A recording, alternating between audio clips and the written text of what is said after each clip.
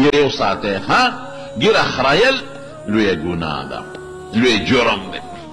ولې جرم دی؟ ګوره یو ګناه نه ده، ډېر ګناهونه دي. یو ګیره واجب ده پرېښودل، څوک سنت مؤکد وی، خو زموږ علما لیکي چې ګیره ساتل واجب دي، نو یو خو د واجب پرېښودل دا د ګناه وګټله. او بل دا ګناه یو ځل نه کې، بار بار یې کې. بعض انسان یو ځل ګیره وخوري، یو ګناه په ژوند کې یو ځل وکړي، نه ته هر سار نی، په دویم نی، په دریم سار خو خامخا ګیره خورئ، نو دا ګناه ته بار بار کې. دا دویم شو. دریم څه دي؟ دریم دا ګناه راته ښه ښکاري، پینه کې ځان ته وګورئ، نو ګیره درته د پیغمبر دا طریقه ښه نه ښکاري او دا خریل درته ښه ښکاري، نو ته خپله سوچ وکړه چې د پیغمبر مبارک یو پیغمبر بې ګیرې نه دی تېر شوی. یو پیغمبر آدم علیه السلام نه واله تر د حضور پاک پورې یو پیغمبر بې ګیرې نه دی تېر شوی. نو چې تا ته دا خریلې مخ ښکلې ښکاري، د دې څه مطلب شو؟ چې د ګیرې مخ خراب دی، بېکاره دی، خشته نه دی. نو دا څومره لوی جرم دی وکړه. بل پیسې پې دی نه ځي، یا به بل چاته وی نه ته چې راشه ګیره راله وخورایا، او یا به ځان له بلیډ او دا بل شی رالی، نو په ګناه پیسې ورکوې. او بل بعضې ګناه پټی، دا ښکاره ګناه ده. بعضې پټه سړی کوي، دا ته ښکاره ګناه کوې، دا بل شو. او بل د خلکو پړوان دی کوې، او بل څه دي؟ فخر پې کوې. څومره ګناهونه شو پکې. یوازې خرایل نه دي، پیسې پې ورکول شو، ښکاره ګناه شوه، دا شکل درته ښه ښکاره کېږي، همیشوالې پې کې، دا د ډېرو ګناهونو مجموعه ده. زمارونو ګیرې پرېږدئ، ښه په دې مه کوئ، ګیره پرېږدئ. ګیره پرېښودل دا ښه شی دی، د ګیرې توهین او د ګیرې هتک به نه کې. ما ته یو خبره معلومه ده، نوم درته نه ده. زمونږ د دې علاقې یو جنۍ وه، یو هلک او ډېر خشته. هغه هلک هم تاسو پېژنئ، ما ته پته ده، حافظ دی د قرآن شریف. نو هغه هلک له هغه جنۍ غوښتله، هغه جنۍ مور پلار پې خوشحاله و چې جنۍ خبر شوه، وی دا تاسو ما چا له ورکوئ؟ وی دا پلانکي د پلانکي زوی له ورکو. وی هغه شیخ کوړي له به ما ورکوئ؟ شیخ کوړي له؟ اوهو، دا څومره سپکه خبره ده، خولې نه وخته. شیخ کوړي له مې ورکوئ؟ هغې وی دا ده نه کوم. جنۍ بل چا له په نکاح کړه، او هغې هلک له بله جنۍ وکړه. هغه هلک له ما ته پته ده، ځکه ما سره مشوره کړې وه، داسې جنۍ وکړه چې هغه عالمه ده. اوس واوره ده، نوم درته ځکه نه اخلم چې یو ګوډۍ نامناسبه ده. هغه هلک له عالمه وکړه، او هغه جنۍ بل یو هلک ته واده شو. چې بل هلک ته واده شوه په پېښور کې، نو هغه هلک نه د هغې خاوند نه زما په خیال کې 2 زامن وو که 3 دي، زه خطا کېږم، یو څو لونه پیدا شو، او هغه خاوند د اکسیډنټ وکړه، مړ شو غریب. ته یقین وکړه چې هغه جینۍ اوس سوال کوي په پردو کوڅو کې ګرځي او ډوډۍ غواړي. هغه زامن یې لوپران د تماچې وسره د پلار جیداد یې خرڅ کړ، د مور چې څه کالي وغیرې ته مکمل خرڅ کړل، او مور ته وایي شابه پیسه پیدا کوه، تماچه ټوپک پرېږدي. مور یې په پردو کوڅو کې ګرځي او سوالونه کوي. مې دا تا د ګیرې هتک او توهین کړی وی. ما ته کله وویه مولوي صاحب څه دوا دې بچو ته مې وکړه، مې دا تا د پیغمبر د ګیرې توهین کړی وی. او هغه هلک حافظ چې هغه له خدای کومه ښځه ورکړه، عالمه ده، نن یې په کور کې د قرآن شریف او د دین درس کېږي، خوشحاله دی. نو بعضې ښځې د ګیرې سپکاوی کوي، او بعضې سړي دې سپکاوی کوي. یو هلک باندې ما یو ځل ګیره پرېښې وه، چې ګیره مې پرېښوده، ما ورته صفت وکړه، مې لکه ښه هلکې مهرباني وکړه دا ګیره پرېښوده. چې یو څو ورځې تېرې شوې، مخ به یې پټه او څادر به یې داسې تېتاو. مې لکه دا ګیره باندې تاسو چل پې شوی دی چې دا مخ پټه؟ مې دا به کټکۍ په دې وجه نه. چا نه مې تپوس وکړو، ویې ګیره یې خریلې ده. مې راوغوښتم، مې شرمېږه مه زما نه، شریعت خو زما په لاس کې نه دی، خو د خدای او د رسول دی، ما نه ولې حیا کې؟ خدای سره خو که چې ما نه حیا کې. مې ولې؟ یاره جی وي بس نه شم ویلی درته.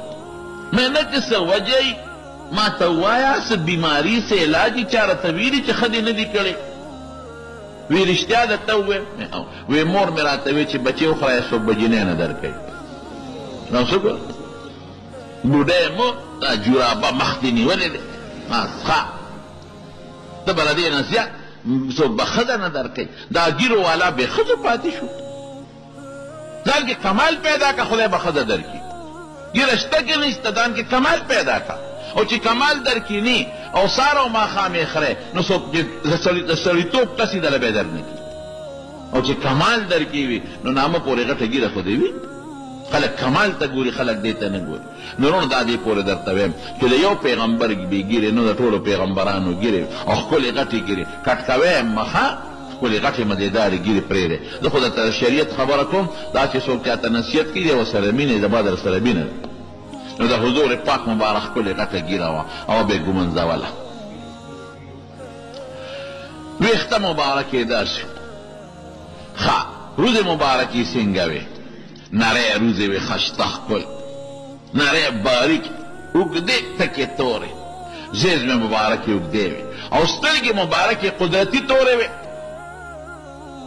رانجه به یې پکې اچول چې د شپې به کله سملاستېده نو په یو سترګه کې به یې 3 سلیان د رنجو واچول او په بله سترګه کې به یې 3 سلیان د رنجو واچول ځان له مستقله رجومه وه د نبي علیه السلام دپاره مستقله او د رنجو یې صفت هم کړی دی او په رنجو کې یو قسم رانجه دي اسمد ورته وایي داسې سره بخن دي په مدینه منوره او مکه مکرمه کې میلاویږي دلته نه میلاویږي د هغې متعلق پیغمبر هم صفت کړی علیکم بالاسمد وی اسمد رانجه په سترګو کې اچوي فانه یجلو البصر وی او ینبت الشعر وی دا د نظرم تیزی او د دې بڼو دا ویښته موږدی نو زید میں مبارکې سترګې مبارکې قدرتي تورې وې او د سترګو دا سپینې ښه سپینو او دا تورې ښه تورو وی مونږ به دا ګمان کوو چې حضور پاک رانجه اچولي دي شمایل د ترمذي کې راځي او رانجه به یې نه وچلې سترګې به قدرتي خشته او ښکلې به وې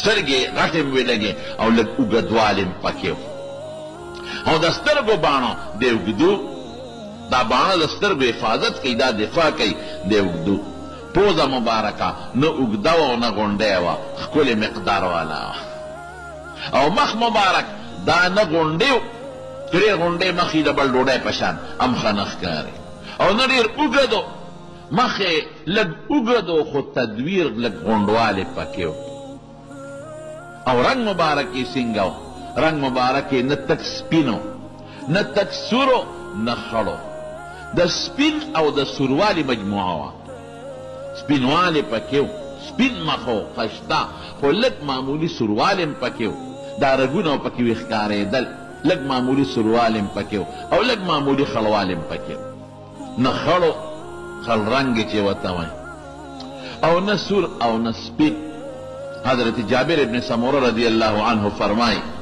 یو ځل د سپومې شپه وه چې سپومې پکې راختلې وه نو وی ما سپومې ته م کتل او د حضور پاک د مخ مبارک ته مې م کتل چې دا سپومې خشته ده او که د نبي علیه السلام مخ مبارک خشته ده ګوره صحابه مجیبه دي که مینه دې ته وایي نظرت نظرة الى القمر یو نظر مې سپومې ته کتل ونظرة الى وجه رسول الله صلى الله عليه وسلم یو نظر به د حضور پاک مبارک مخ ته کتل وی لوجه رسول الله صلى الله عليه وسلم عندي احسن من القمر وی قسم د مخ مبارک ما ته سپومې نه خشته ښکارېده ښکلې مزېدار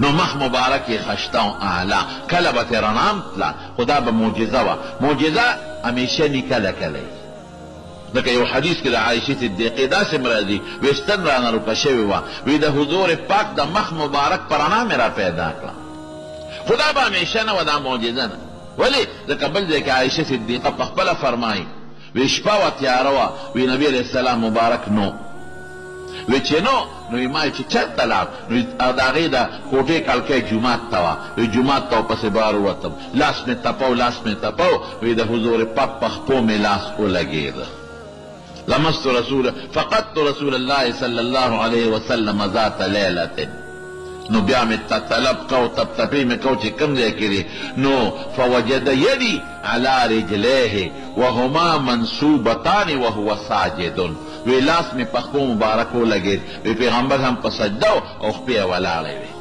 دا دې ګوره په لاس معلوموي او بل ځای کې حدیث کې راځي وی حضور پاک چې به کله سجده ولګوله نو ما به خپې راغونډې کړې او چې کله به د سجدې نه سر پورته که قیام به یې ډېر اوږد کو د شپې نو بسطتهما شپې به مې خوارې کړې وی والبیوت یومئذ لیست فیها مصابیح وی په کوټو کې چراغونه نو ډیوې نو یې زمونږ به نظر نه لګېده نو چې دا کم ځای کې راځي چې مې د مخ مبارک په رڼا ستن لاندې کړه ولیدله دا معجزه به و د حضور پاک معجزه همیشه وي کله چې خدای غواړي صادره شي او کله چې خدای ونه غواړي نو بیا نه صادرېږي خو مخ مبارک خشته و روښانه یو صحابي نه چا تپوس وکړه وی د حضور پاک مخ مثل سیب د تورې په شانتې و نه نه وی توره خو تکه سپینی لا بل مثل القمر د سپومۍ په شانتې و بلکې د سپومۍ نه هم خشته و رنګ مبارک خوله مبارکه نه پوټینۍ و نه ډېره فراخه وه لږه معمولي فراخي